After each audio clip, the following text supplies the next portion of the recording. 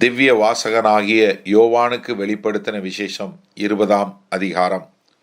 ஒரு தூதன் பாதாளத்தின் திறவுகோலையும் பெரிய சங்கிலியையும் தன் கையிலே பிடித்து கொண்டு வானத்திலிருந்து இறங்கி வர கண்டேன். பிசாசென்றும் சாத்தானென்றும் சொல்லப்பட்ட பழைய பாம்பாகிய வலு சர்ப்பத்தை அவன் பிடித்து அதை 1000 வருஷம் அளவும் கட்டி வைத்து, அந்த 1000 வருஷம் நிறைவேறும் வரைக்கும் அது ஜனங்களை மோசம் போக்காதபடிக்கு அதை பாதாளத்திலே தள்ளி அடைத்து அதன் மேல் முத்திரை போட்டான். அதற்கு பின்பு அது கொஞ்ச காலம் விடுதலையாக வேண்டும். அன்றியும் நான் சிங்காசனங்களை கண்டேன், அவைகளின் மேல் உட்கார்ந்தார்கள். நியாய தீர்ப்பு கொடுக்கும்படி அவர்களுக்கு அதிகாரம் அளிக்கப்பட்டது. இயேசுவை பற்றிய சாட்சி நிமித்தமும் தேவனுடைய வசனத்தின் நிமித்தமும் சிரச்சேதம் பண்ணப்பட்டவர்களுடைய ஆத்துமாக்களையும் மிருகத்தையாவது அதன் சொரூபத்தையாவது வணங்காமலும் தங்கள் நெற்றியிலும் தங்கள் கையிலும் அதன் முத்திரையை தரித்து கொள்ளாமலும் இருந்தவர்களையும் கண்டேன். அவர்கள் உயிர்த்து கிறிஸ்துவுடனே கூட 1000 வருஷம் அரசாண்டார்கள். மரணமடைந்த மற்றவர்கள் அந்த 1000 வருஷம் முடியும் அளவும் உயிரடையவில்லை. இதுவே முதலாம் உயிர்த்தெழுதல். முதலாம் உயிர்த்தெழுதலுக்கு பங்குள்ளவன் பாக்கியவானும் பரிசுத்தவானுமாய் இருக்கிறான். இவர்கள் மேல் 2ஆம் மரணத்திற்கு அதிகாரமில்லை. இவர்கள் தேவனுக்கும் கிறிஸ்துவுக்கும் முன்பாக ஆசாரியராயிருந்து அவரோடே கூட 1000 வருஷம் அரசாளுவார்கள்.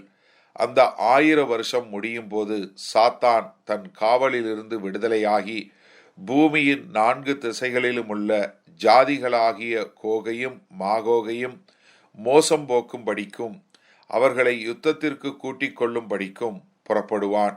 அவர்களுடைய தொகை கடற்கரை மணலத்தனையாய் இருக்கும். அவர்கள் பூமி எங்கும் பரம்பி பரிசுத்தவான்களுடைய பாளையத்தையும் பிரியமான நகரத்தையும் வளைந்து கொண்டார்கள்.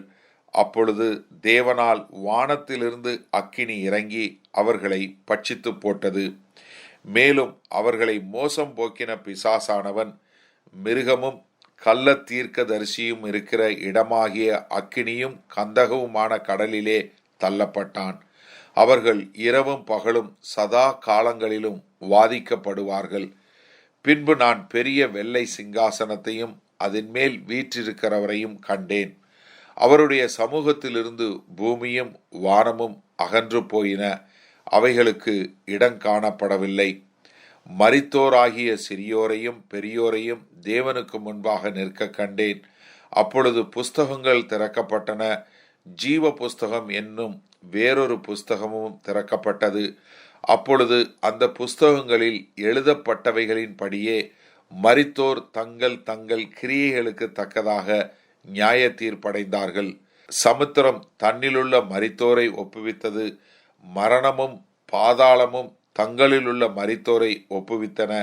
யாவரும் தங்கள் தங்கள் கிரியைகளின்படியே நியாய தீர்ப்படைந்தார்கள். அப்பொழுது மரணமும் பாதாளமும் அக்கினி கடலிலே தள்ளப்பட்டன. இது 2ஆம் மரணம். ஜீவ புஸ்தகத்தில் எழுதப்பட்டவனாக காணப்படாதவன் எவனோ அவன் அக்கினி கடலிலே தள்ளப்பட்டான்.